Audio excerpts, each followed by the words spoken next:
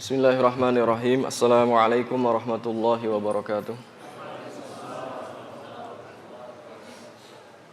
Innal hamdalillahi nahmaduhu wa nasta'inuhu wa nastaghfiruh wa na'udzu billahi min shururi anfusina wa sayyiati a'malina. May yahdihillahu fala mudilla lahu wa may yudlil fala hadiya lahu.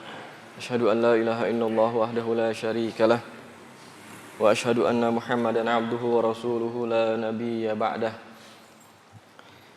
Ayyuhal ikhwah al-a'izza rahimakumullah. Pada hari ini kita akan membahas salah satu tema yang sangat penting, bagian dari iman kita kepada Allah Subhanahu wa taala. Kita akan mulai membahas tentang asma dan sifat Allah Subhanahu wa taala. Pada kesempatan kali ini kita akan membahas 4 dari nama-nama Allah Subhanahu wa taala yang husna atau al-asmaul husna. Nama-nama Allah Subhanahu wa taala yang indah, maha indah, dan terkandung di dalamnya serta menunjukkan kemahasempurnaan sifat-sifat Allah Subhanahu wa taala. Yaitu 4 di antara al-asmaul husna atau asmaul husna yang kita akan bahas pada hari ini adalah al-awwal wal akhir wal zahir wal batin. Allah Subhanahu wa taala adalah al-awwal, al-akhir, al-zahir dan al-batin.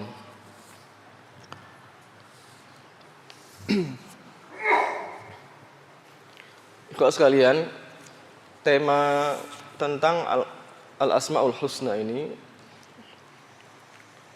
atau pembahasan tentang asma wa sifatullah adalah hal yang sangat urgen dan wajib bagi kita hamba Allah Subhanahu wa taala yang beriman, agar semakin dalam ma'rifah kita kepada Allah taala.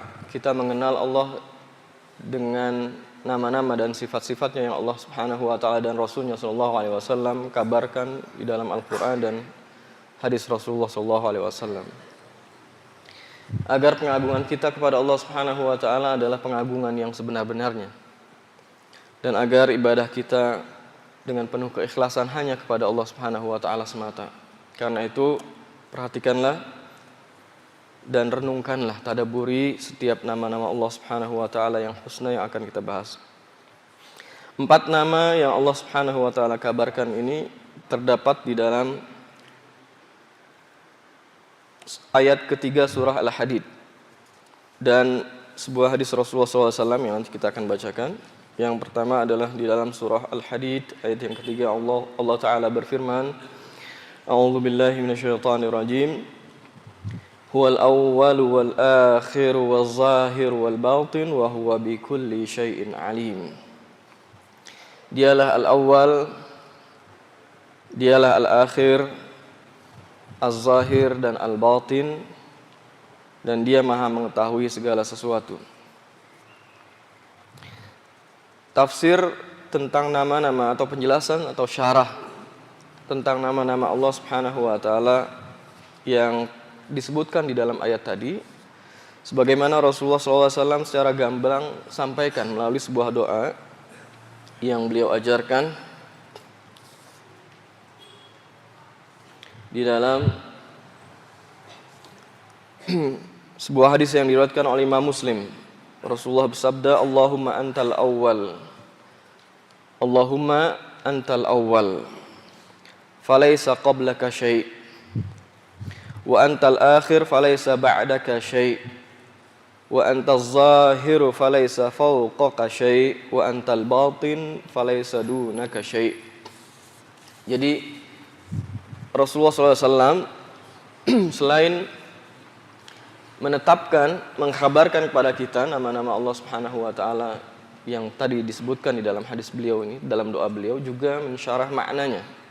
Arti dari al-asmaul husna yang beliau sebutkan di dalam doa beliau tadi. Ya Allah, Engkaulah al-awwal, yang tiada sesuatu sebelum Engkau. Engkaulah yang al-akhir, ya, yang tiada sesuatu sesudah Engkau, ya Allah. Engkau pula az-zahir, yang tiada sesuatu di atasmu. Dan Engkaulah al-batin, yang tiada sesuatu di bawahmu. Atau dengan makna lain, tiada sesuatu yang menghalangimu, yang tidak Engkau ketahui atau yang tersembunyi darimu. Makna atau kata atau nama Allah Subhanahu wa taala yang pertama disebutkan di dalam hadis tadi, yaitu Allah adalah Al-Awwal, menunjukkan bahwa setiap makhluk selain Allah Subhanahu wa taala, setiap makhluk tanpa kecuali apapun itu adalah hadis atau baru. Ya.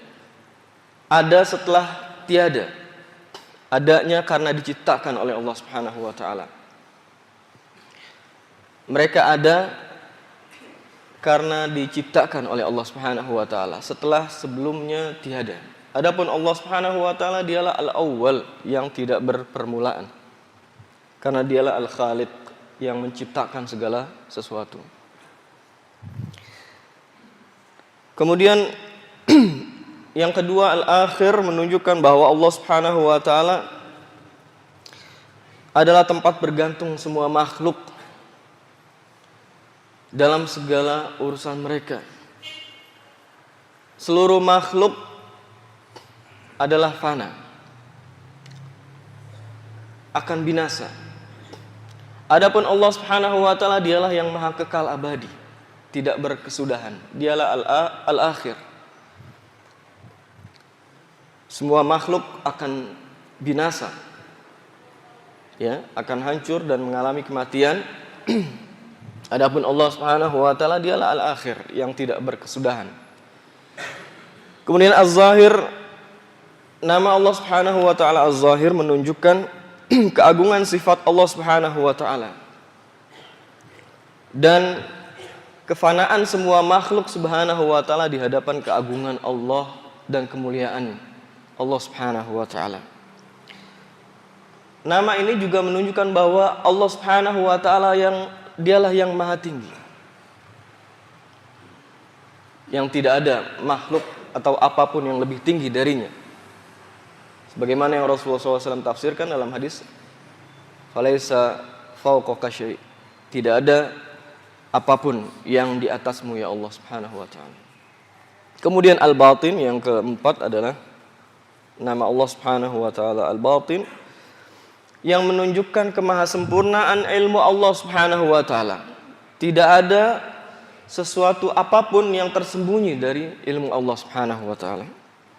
Tidak ada rahasia, tidak ada yang tersembunyi di dada-dada manusia. Tidak ada hal yang detail yang tidak diketahui oleh Allah Subhanahu wa taala. Semuanya tidak ada yang tersembunyi bagi Allah Subhanahu wa taala. Kawan sekalian, mari kita perhatikan penjelasan para ulama yang menjelaskan makna dari nama-nama Allah Subhanahu wa taala tersebut. Yang pertama adalah Al-Awwal. Di antaranya misalnya Imam Al-Baihaqi rahimahullah menjelaskan Allah Al-Awwal, yang maknanya adalah huwallazi labtida'a liwujudihi. Dialah Allah Subhanahu wa taala Al-Awwal, yang keberadaannya tidak didahului dengan permulaan, tidak ada permulaan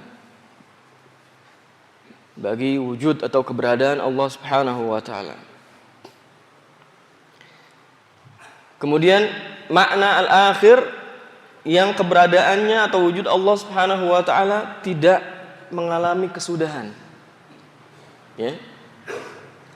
Tidak mengalami kesudahan. Dialah al-akhir. Ya. Adapun seluruh makhluk, ya, ada karena diciptakan dan akan berakhir kehidupan mereka. Akan mengalami kematian dan akan mengalami kehancuran. Kemudian Imam Az-Zujaji rahimahullahu taala semakna dengan apa yang dijelaskan oleh Imam Al-Baihaqi tadi. Allah adalah Al-Awwal. Allah Subhanahu wa taala adalah Al-Awwal. Karena memang Dia ada sebelum segala sesuatu. Ya. Dia telah ada sebelum segala sesuatu. Dialah Al-Awwal karena memang Allah taala tidak didahului oleh apapun juga. Dan Dia tidak berpermulaan. Kemudian Allah adalah Al-Akhir karena Dia yang tetap ada ketika segalanya, semua makhluk binasa. Dialah Allah Subhanahu wa taala yang tetap ada ketika segalanya, seluruh makhluk binasa. Semakna dengan yang dijelaskan oleh dua ulama tadi, Imam Ibnu Jarir At-Tabari rahimahullahu taala juga menjelaskan bahwa Allah taala adalah Al-Awwal yang telah ada sebelum segala sesuatu. Sebelum seluruh makhluk Allah Subhanahu wa taala adakan, sebelum seluruh makhluk Allah taala ciptakan, Dia Allah taala telah ada tanpa permulaan. Dan Dialah Al-Akhir setelah binasanya seluruh makhluk. Ya. Dan Dia tetap ada tanpa berkesudahan. Inilah yang Allah Subhanahu wa taala firmankan di dalam surah Al-Qasas ayat ke-88. Allah taala berfirman, A'udzubillahi minasyaitonirrajim. Kullu syai'in halikun illa wajhah. Segala sesuatu pasti binasa. Seluruh makhluk pasti binasa, akan mengalami kehancuran. Kecuali wajah Allah Subhanahu wa taala. Dialah Allah Subhanahu wa taala yang tetap kekal abadi. Kemudian ikhwah fillah rahimakumullah, dari dua nama yang Allah Subhanahu wa taala namakan dirinya dengan nama itu, yaitu Al-Awwal dan Al-Akhir, maka penting bagi kita untuk beristifadah, mengambil faidah, pelajaran sangat penting dari mentadaburi kedua nama Allah taala ini. Bahwa Dialah Al-Awwal, Dialah Allah Subhanahu wa taala yang mengadakan segala sesuatu, menciptakan segala sesuatu. Seluruh makhluk ada karena diciptakan olehnya. Dialah Al-Khaliq yang Maha Pencipta. Dan seluruh yang ada mencakup seluruh makhluk, baik yang tampak maupun yang tersembunyi, yang zahir maupun yang batin. Yang seluruh yang ada pada diri manusia diantaranya, ya, dalam konteks kita sebagai hamba Allah Subhanahu wa taala, perhatikan diri kita. Semua yang ada pada diri kita adalah pemberian dan diadakan oleh Allah Subhanahu wa taala. Bahkan Dialah Allah Subhanahu wa taala Ar-Razzaq, yang Maha pemberi rizki dengan rizki yang sangat banyak. Dialah Al-Barru wal Mannan, yang Maha baik, pemberi segala macam kebaikan. Dan Maha melimpahkan segala macam bentuk kebaikan kepada hamba-hambanya, terutama hambanya yang beriman. Termasuk, ya ikhwah, apa yang ada pada jasad-jasad kita, ya, pada diri kita yang kita lihat dan yang tidak bisa kita lihat, berupa iman dan hidayah yang ada di dada-dada kita, di dalam diri kita. Ketahuilah itu semua adalah pemberian dan nikmat dari Allah Subhanahu wa taala. Bukan ada dengan sendirinya, tetapi diberikan oleh Allah Subhanahu wa taala. Dengan kasih sayangnya, dengan rahmatnya, Allah taala berikan, karuniakan hidayah, iman kepada hamba-hambanya yang Dia kehendaki. Dan kita alhamdulillah, tsumma alhamdulillah, dimasukkan oleh Allah taala ke dalam salah satu dari banyak hamba-hambanya yang beriman kepadanya. Ini wajib kita syukuri. Jangan sampai kita lupakan. Kita lalai dari limpahan karunia, kenikmatan yang sangat banyak yang telah Allah Subhanahu wa taala berikan kepada kita. Kemudian dialah al-akhir, ya. Dialah yang tidak berkesudahan. Adapun semua makhluk berkesudahan. Seluruh makhluk fana, tidak akan abadi. Apa yang ada pada diri kita, nikmat yang Allah Subhanahu wa taala berikan, apapun itu, akan ada masa habisnya, masa fananya, masa binasanya. Karena itu tidak pantas kita bersandar kepada makhluk yang tidak kekal, kepada sesuatu yang tidak kekal. Dan zat yang harus kita bersandar kepadanya adalah al-akhir. Dialah Allah Subhanahu wa taala yang maha kekal abadi, yang tidak berkesudahan. Jangan bersandar pada dunia, jangan bersandar pada harta dunia, apapun itu, kemilau harta dunia yang begitu indah. Ya. Nikmati itu dan syukuri nikmat yang Allah taala berikan itu. Jadikan ia sebagai sarana kita meniti jalan hidayah Allah Subhanahu wa taala. Jadikan nikmat yang Allah taala karuniakan kepada kita, apapun itu, ya, yang demikian banyak itu, jadikan ia fasilitas untuk meningkatkan ketakwaan kita kepada Allah Subhanahu wa taala. Jangan sebaliknya, jangan sekali-kali kita menjadikan harta benda duniawi dan segala macam kenikmatan yang Allah berikan itu untuk bermaksiat kepada Allah Subhanahu wa taala.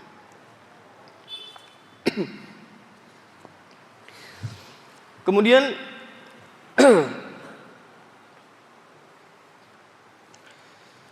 Allah Subhanahu wa taala menjelaskan dua nama yang tadi kita telah sebutkan, selain al-awwal wal akhir, dia adalah al-zahir dan al-batin. Makna al-zahir sebagaimana tadi secara global telah kita sebutkan, bahwa dialah Allah Subhanahu wa taala fauqa kulli syai', yang maha tinggi di atas segala makhluknya, segala sesuatu.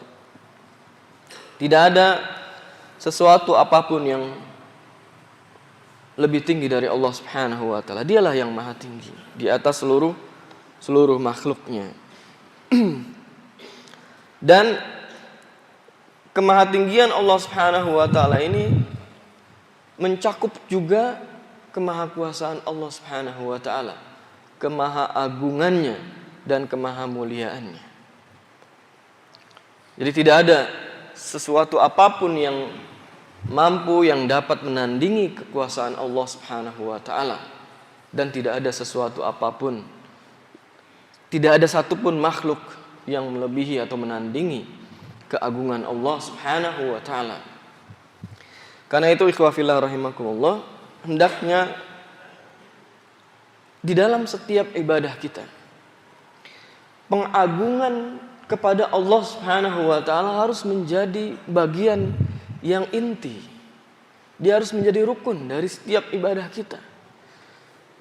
Dalam melaksanakan, mewujudkan ibadah, jangan hanya karena faktor rutinitas yang biasa kita lakukan.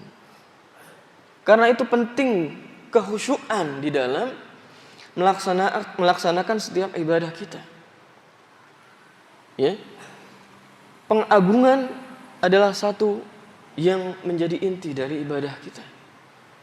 Selain kecintaan atau mahabbah kita kepada Allah Subhanahu wa taala, kita melaksanakan ibadah karena kita cinta kepada Allah taala dan dalam rangka mengagungkan Allah taala. Karena itu agungkan Allah dengan pengagungan yang sebenar-benarnya. Laksanakan ibadah dengan penuh kesempurnaan, jangan bermain-main, jangan lalai, dan jangan lewat begitu saja di saat ibadah tetapi pikiran atau ruh ibadah yang kita lakukan itu hilang. Yang ada tinggal jasad yang bergerak-gerak dalam gerak tata cara ibadah itu saja, tetapi kehilangan ruh. Tentu Kita tidak berharap demikian. Kemudian ikhwafillah rahimakumullah, dialah pula al-batin. Karena dialah Allah Ta'ala yang tidak terjangkau oleh pandangan makhluknya. Ya. Tidak ada seorang pun manusia di dunia ini yang dapat melihat Allah Subhanahu wa Ta'ala. Ya.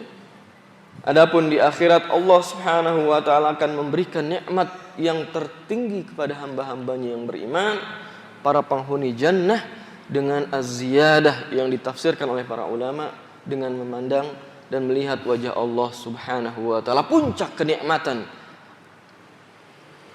kenikmatan yang akan dirasakan oleh ahlul jannah, para penghuni surga. Allah Subhanahu wa Ta'ala telah menamakan dirinya dengan al-batin. Akan tetapi Allah Subhanahu wa Ta'ala tampak dengan ayat-ayat kauniyahnya, tanda-tanda kekuasaannya di muka bumi ini. Dengan kemahakuasaan Allah Subhanahu wa Ta'ala di alam semesta.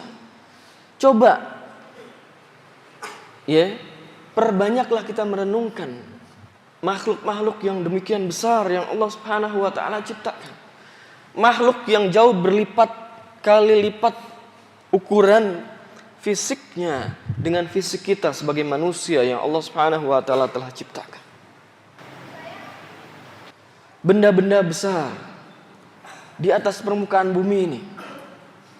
Gunung, ya. Samudra yang demikian luas. Dan makhluk-makhluk yang memenuhi angkasa raya, bintang gemintang, matahari, bulan, makhluk-makhluk besar yang mereka demikian besar telah Allah ciptakan wujud mereka, tetap mereka tunduk kepada Allah Subhanahu wa Ta'ala. Mereka beredar di garis edar yang telah Allah ciptakan, dan mereka senantiasa taat melaksanakan ketentuan yang telah Allah Subhanahu wa Ta'ala tentukan, tidak keluar dari qadar yang telah Allah Subhanahu wa Ta'ala tentukan, kecuali saat yang telah juga Allah tentukan. Demikianlah seharusnya kita renungkan.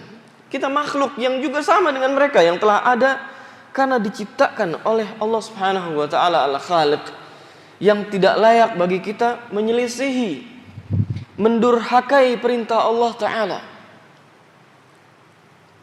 Makhluk-makhluk besar itu taat dengan sepenuhnya kepada Allah Subhanahu wa Ta'ala. Adapun manusia, mereka diberikan masyiah, kehendak.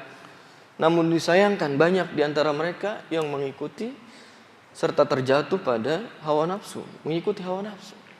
Terjatuh pada kemaksiatan dan menentang bahkan perintah-perintah Allah Subhanahu wa Ta'ala, yang padahal di dalam setiap perintah yang telah Allah Subhanahu wa Ta'ala perintahkan terdapat kebaikan bagi manusia. Ikhwafillah rahimakumullah, itulah 4 nama dari nama-nama Allah dari Asmaul Husna yang terkandung di dalamnya sifat-sifat Allah Subhanahu wa Ta'ala yang maha sempurna yang telah kita bahas, dengan harapan semakin dalam keimanan kita kepada Allah Subhanahu wa Ta'ala karena kita mengenal Allah Subhanahu wa Ta'ala dengan nama-nama dan sifat-sifatnya. Dengan demikian kita wajib mewujudkan ibadah yang sesungguhnya kepada Allah Subhanahu wa Ta'ala dengan penuh keikhlasan dan pengagungan, dengan sebenar-benarnya pengagungan kepada Allah Subhanahu wa Ta'ala. Inilah yang bisa kita bahas dan kaji pada kesempatan hari ini. Semoga Allah Subhanahu wa Ta'ala memberikan hidayah dan taufiknya kepada kita sekalian. Wassallallahu ala nabiyyina Muhammad wa ala alihi wa sahbihi wasallam. Subhanakallahumma wa bihamdik, asyhadu an la ilaha illa anta astaghfiruka wa atubu ilaik. Assalamualaikum warahmatullahi wabarakatuh.